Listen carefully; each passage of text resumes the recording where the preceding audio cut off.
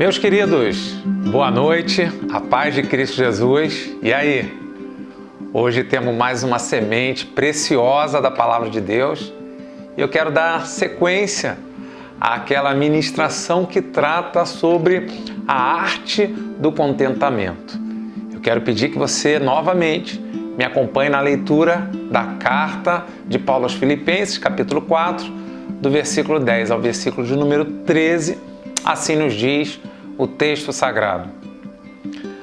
Alegro-me grandemente no Senhor, porque finalmente vocês renovaram o seu interesse por mim. De fato, vocês já se interessavam, mas não tinham oportunidade de demonstrá-lo. Não estou dizendo isso porque esteja necessitado, pois aprendi a adaptar-me a toda e qualquer circunstância. Sei o que é passar necessidade e sei o que é ter fartura. Aprendi o segredo de viver contente em toda e qualquer situação, seja bem alimentado, seja com fome, tendo muito ou passando necessidade, tudo posso naquele que me fortalece. Não estamos aqui lendo as palavras de um grande executivo bem-sucedido, olhando para as suas empresas, olhando para os seus funcionários, olhando para a sua vida abastada, e ele então, ali diante do seu Porsche e na sua casa de praia, ele está feliz da vida, desfrutando do contentamento do seu coração por ter sido um homem de sucesso. Pode ser que esse sentido de sucesso esteja mais relacionado à vida numa sociedade capitalista, numa sociedade de consumo. Nós estamos, na verdade, ouvindo a carta de um prisioneiro. Um homem que está impedido de ir e vir. Um homem que abandonou a sua vida como fariseu, um poliglota, um homem de uma vida religiosa dentro do judaísmo, numa alta posição, e ele se dedica a atender o chamado de Deus para pregar o Evangelho e implantar igrejas ao redor do mundo em muitas viagens missionárias, e numa dessas viagens ele é capturado e ele é preso. Ele não está no convívio com seus melhores amigos. Na verdade, ele está isolado, podendo até receber uma ou outra visita. Ele está vivendo de donativos. Ele está sobrevivendo a partir de doações. E esse homem que está escrevendo uma carta onde a palavra alegria aparece por 19 vezes, esse homem, na verdade, deveria estar fazendo um registro das suas lamentações. Nós deveríamos aqui estar ouvindo um homem amargurado, um homem prostrado, um homem abatido, um homem revoltado com Deus, um homem revoltado com a vida. Como assim, Deus? O Senhor deixa coisas como essa acontecer logo comigo, que renunciei tudo para seguir o teu chamado? Mas pelo contrário, nós estamos ouvindo um homem escrevendo uma carta para a igreja daquela época, e mensagem essa que se aplica à nossa vida em pleno século XXI. E ele chega nessa parte da carta e ele diz: eu já aprendi a adaptar-me em toda e qualquer situação. Sei o que é passar necessidade, sei o que é ter fartura. Aprendi o segredo de viver contente em toda e qualquer situação, seja bem alimentado, seja com fome, tendo muito ou passando por necessidade. Nós vimos na ministração de ontem que a aprendizagem é uma capacidade que nós, seres humanos, precisamos desenvolver porque fomos criados para aprender. E dentre os muitos assuntos, os muitos temas, as muitas matérias que nós temos a aprender, o apóstolo Paulo está dizendo que ele aprendeu o segredo de viver contente em toda e qualquer situação. Quem aprendeu o segredo de viver contente não precisa de muito para ser feliz. Existem pessoas cujos corações mais parecem um saco furado. Nunca fica cheio. São pessoas que foram seduzidas pela lógica do consumo de uma sociedade capitalista. São pessoas como você e como eu, que têm sido levado por uma direção a correr de um lado para o outro em busca da felicidade e acreditando que quanto mais tiver, mais ela conseguirá fazer com que a sua vida seja melhor. Você será motivado a estar vivendo dentro dessa lógica.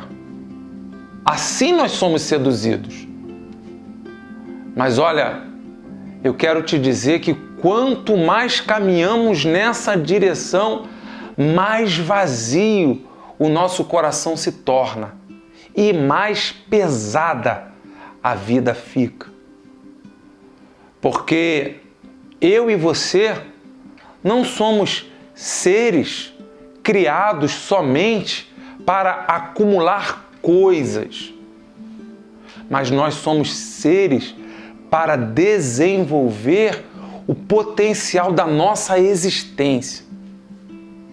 Então, não é o muito ter que me fará uma pessoa contente, satisfeita. Muito pelo contrário.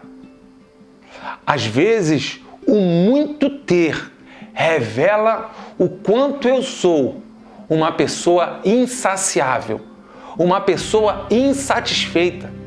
Porque eu conheço, e conheço não poucas pessoas, que muito têm, mas o muito que tem nunca se torna o bastante. A história do primeiro casal no Éden, ela fala um pouco sobre isso. Uma trágica história. A história de um casal que foi colocado num paraíso, recebeu de Deus competências, responsabilidades. Estavam vivendo num lugar, conforme diz o texto sagrado, onde eles tinham tudo, mas num determinado momento, a serpente, com a sua sagacidade, ela conseguiu plantar a semente da insatisfação no coração daquele casal, dizendo para eles que, apesar de tudo que eles tinham, eles precisavam de algo mais.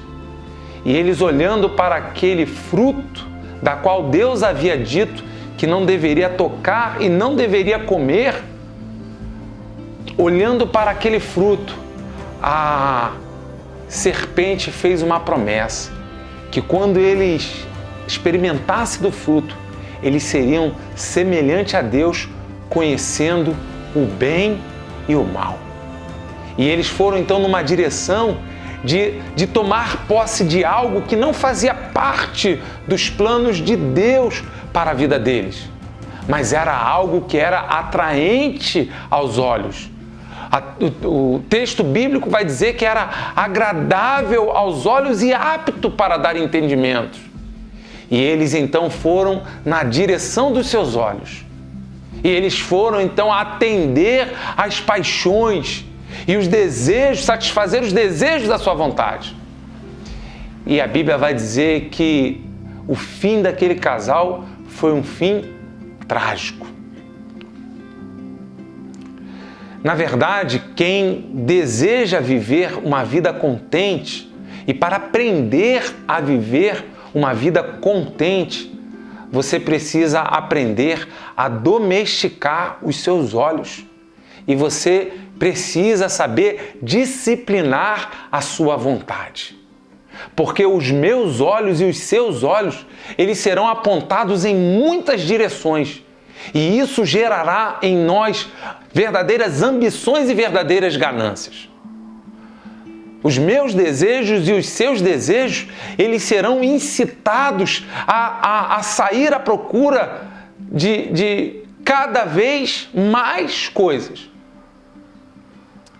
Aquele que deseja aprender a viver contente em toda e qualquer situação, precisa fazer uma opção pela simplicidade da vida. E precisa também aprender a fazer a diferença entre o essencial e o supérfluo. Aí está o segredo, entre o essencial e o supérfluo. Ter os olhos domesticados, ter as vontades sob disciplina. Eu vou dar um exemplo. Essa semana,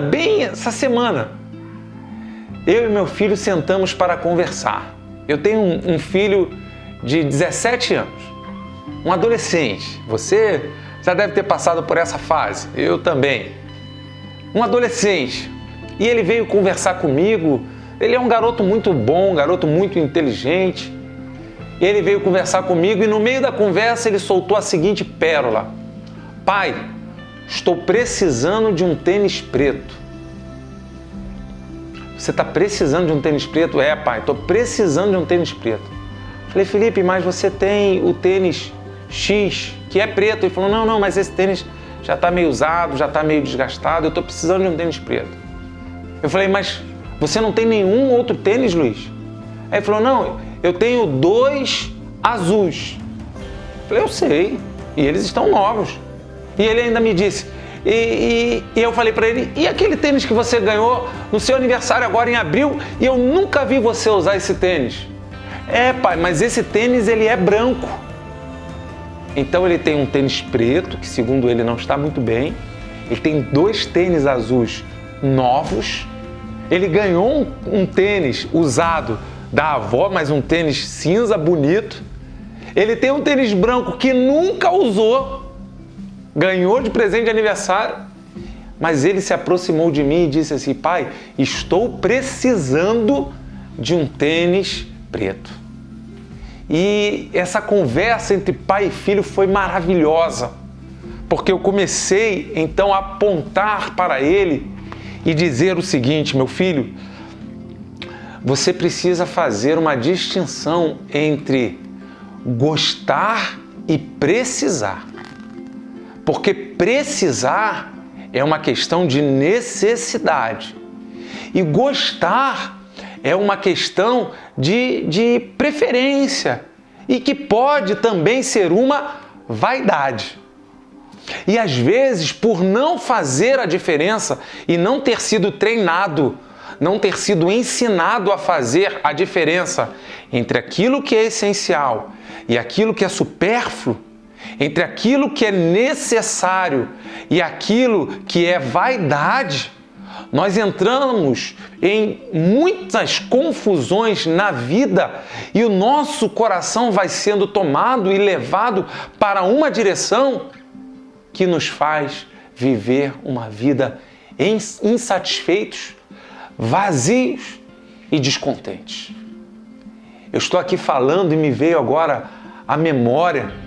Eu sou da área da enfermagem e eu me lembrei agora de uma situação em que uma senhora que ficou acamada há tanto tempo, ela ficou hospitalizada num CTI e como foi lindo ver aquela face dela suave, agradecida, porque ela tinha conseguido ir sozinha ao banheiro, pegar um pente e sozinha pentear um cabelo.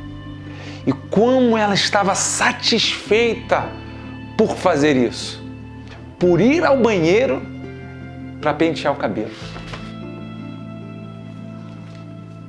É sobre isso que a gente está falando.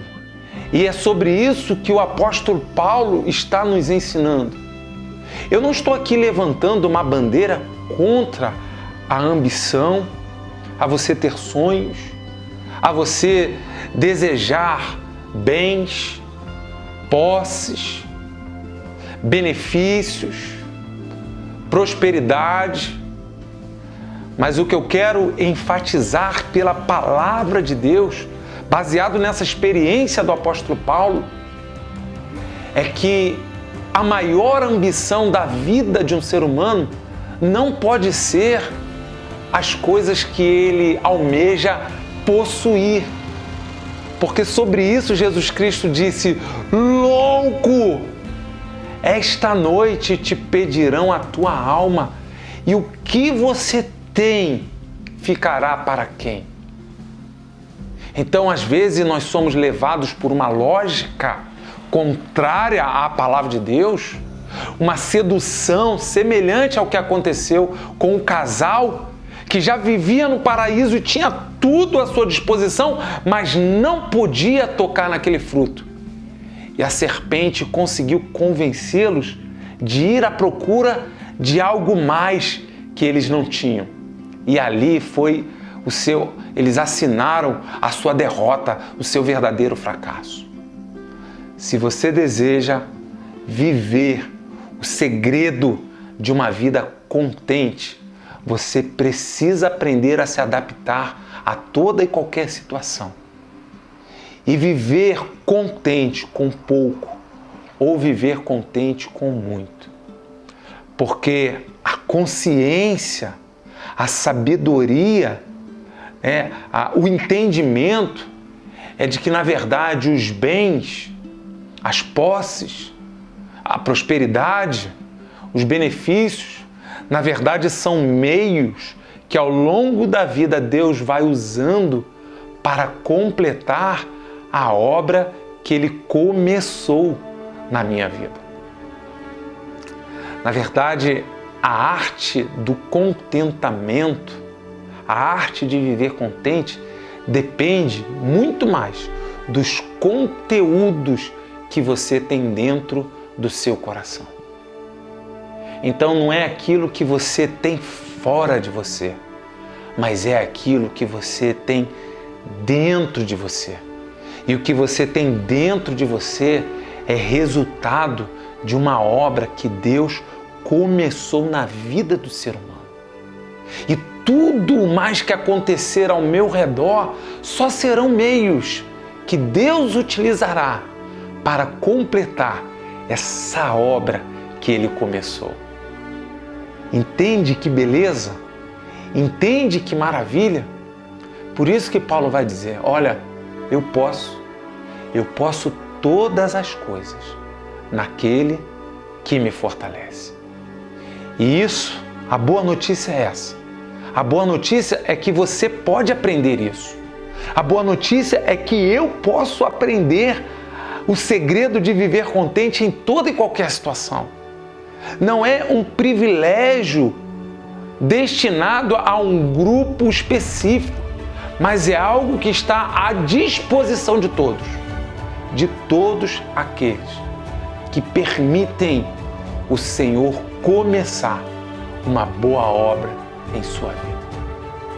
Não haverá ansiedade, haverá paz.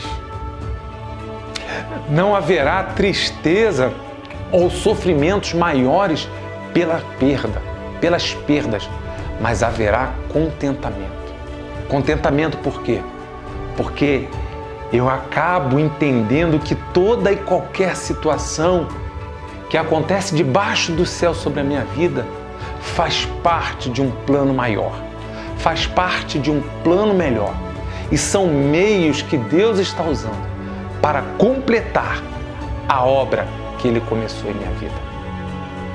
Amanhã nós vamos encerrar esse assunto e nós vamos encerrar falando sobre como Paulo aprendeu e com quem ele aprendeu a arte do contentamento.